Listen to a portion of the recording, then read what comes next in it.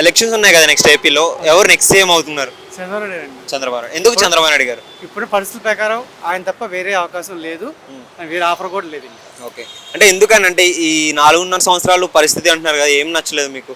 అసలు ఉన్న మీకు ఆల్రెడీ అర్థమై ఉంటుంది, మొత్తం అదురుకున్న పరిస్థితి ఇప్పటికి టోటల్గా డిఫరెంట్ అయిపోయింది. టోటల్ చాలా వరకు లో అయిపోయింది చెప్పాలి. మిగతా రాష్ట్రాల కన్నా ఇప్పటికి చాలా లో అయిపోయింది. ఇప్పుడు వాటికి ఆయన సీఎంగా అనుభవం ఉంది కదా చంద్రబాబు నాయుడు గారికి, ఆ అనుభవం ప్రకారం ఇప్పుడు ఆయన వస్తేనే ఓకే. కాకపోతే ప్లస్ పాయింట్గా జగన్గా మన పవన్ కళ్యాణ్ గారిని తీసుకుంటే ప్లస్ పాయింట్ అవుతుంది. అంటే జగన్ పాలనలో మీకు నచ్చనిది ఏంటండి? నచ్చింది ఏంటంటే ఆయనకి ఓవర్ కాన్ఫిడెన్స్, వచ్చిన అవకాశం ఉపయోగించుకోకపోవడం. ఆయనకి అవకాశం వచ్చింది కానీ ఆయన ఉపయోగించుకోలేకపోయారు. పక్కన సలహా ఇచ్చే వాళ్ళు ఎవరు కానీ ఏదైనా అవన్నీ కానీ ఆయన మిగతా వాళ్ళని అనుభవం తీసుకుంటే బాగుండేది. ఇది హయ్యర్ వాళ్ళని తీసుకుంటే చాలా బాగుండేది. అలా కాకుండా ఆయన ఓన్ డిసిషన్ తీసుకొని ఆయన చేశారు. అది ఒక రాంగ్ పాయింట్. అంటే పథకాలు ఏవైతే ఇస్తున్నారో నవరత్నాలు అని చెప్పేసి వాటి గురించి పథకాలు ఏమని ఎవరు చెప్పారండి? వాళ్ళు ఇండివిజువల్కి బతికే అవకాశం ఇవ్వనండి, జాబులు చూపించడం అలా బాగుంటుంది కదా. ఫ్రీ అమౌంట్ ఇచ్చి చేసాక వాళ్ళు బదలాసులు చేయడమే కదా.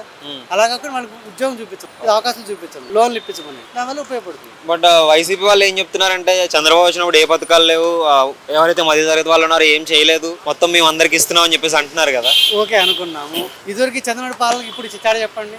ఇదివరకు ఎక్కడ ఇసుక మాఫియా ఉందా, భూదందాలు ఉన్నాయా, ఏఈలు ఇప్పుడు టోటల్ చూసుకుని కావాలంటే ఉన్నాయి, కావాలంటే టోటల్ డిఫరెంట్.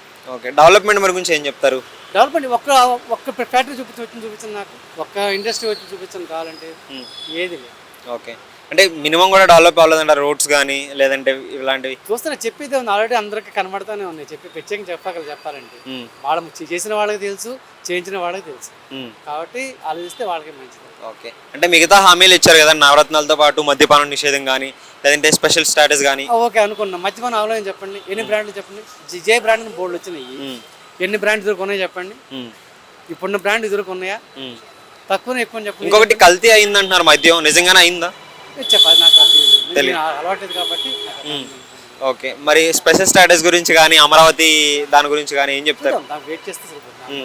మరి నెక్స్ట్ చంద్రబాబు నాయుడు వస్తారంటున్నారు, మీరు వస్తే ఎలాంటి మార్పులు వస్తాయి? టోటల్గా మళ్ళీ పూర్వం రోజులు రావచ్చు కదా. మళ్ళీ ఏదైతే ఉందో మళ్ళీ ఇంకొంచెం ఆయన కొంచెం మాడిఫై చేసుకుంటారు. ఇది ఇప్పుడు జరిగిన తప్ప మళ్ళీ రిపీట్ అవ్వదు. ఓకే, అంటే తేడా అంటే ఏం చెప్తారు? అంటే చంద్రబాబు నాయుడు గారు 5 years చేశారు, జగన్ గారు 5 years చేశారు ఆంధ్ర ఏర్పడిన తర్వాత. అతని పాలనలో ఉన్నది ఏంటి, ఇతని పాలనలో లేనిది ఏంటి? అంటే సీఎం అంతకుముందు 2 రాష్ట్రాల్లో ఆయన సీఎం చేసిన అనుభవం ఉంది.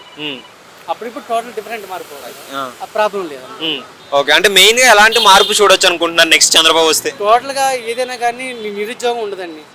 ఎంప్లాయీస్ వాళ్ళకి కొంచెం అవకాశం చేసే అవకాశం ఉంటుంది. అంటే అమరావతి కానీ లేదంటే పోలవరం ప్రాజెక్ట్ కానీ ఏదైతే అనుకున్నారో అది కంపల్సరీ పూర్తవుతుంది.